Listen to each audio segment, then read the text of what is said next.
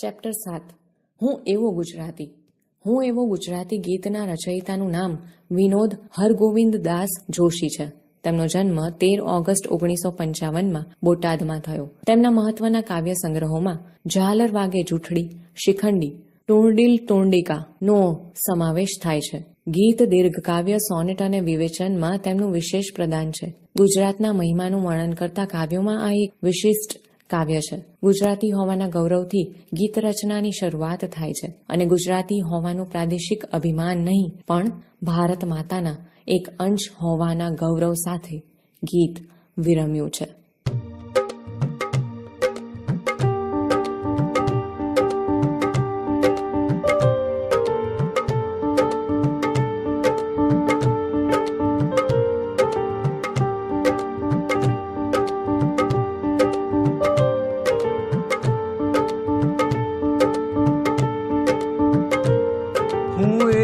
ગુજરાતી હું એવો ગુજરાતી, હું એવો ગુજરાતી, હું એવો ગુજરાતી, જેની હું ગુજરાતી એ જ વાતથી ગજ ગજ ફૂલે છાતી. હું એવો ગુજરાતી, હું એવો ગુજરાતી.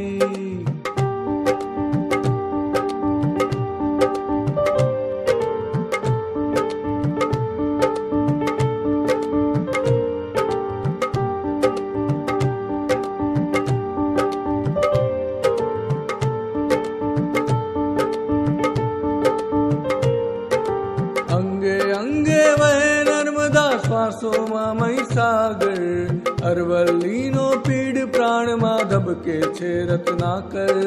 હું સાવજની ત્રાળ, હું જ ગરવી ભાષા લચકાતી. હું એવો ગુજરાતી, હું એવો ગુજરાતી.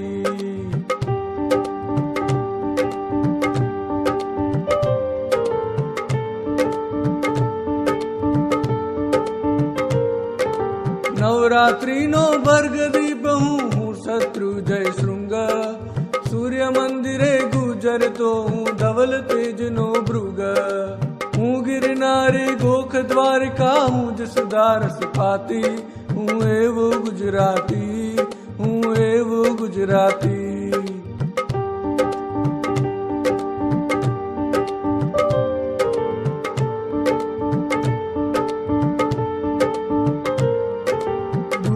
છંદની હું રમઝટ, હું ભગવું ભગવું ધ્યાન.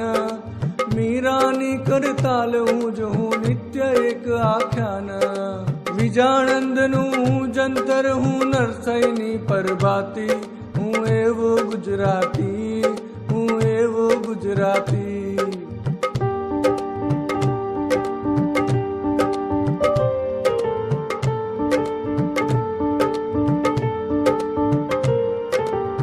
ગાંધીનું મૌન, હું જ સરદાર તણી છું હાક. હું જ સત્યમાં આયુધ, જેની દિગ દિગંતમાં ધાક. હું સંતોનો સૌમ્ય સ્મિત, તલવાર સૂરની તાતી. હું એવો ગુજરાતી, હું એવો ગુજરાતી.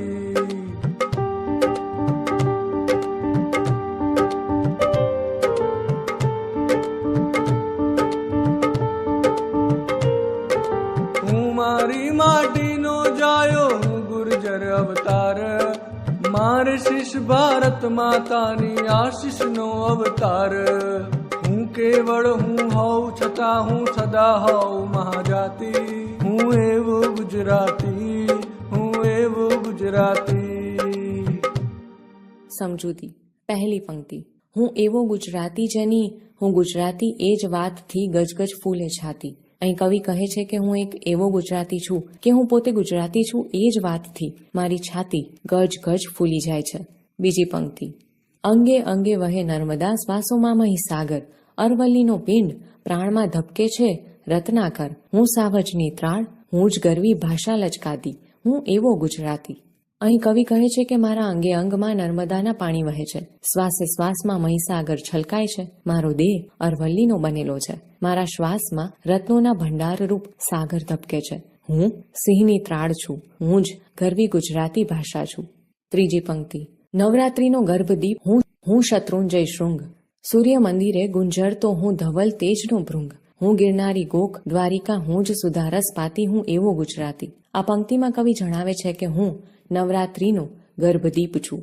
હું સૌરાષ્ટ્રના પાલીતાણામાં આવેલ પર્વત છું. હું સૂર્ય મંદિરના સફેદ તેજરૂપી ભમરાનો ગુંજારવ છું.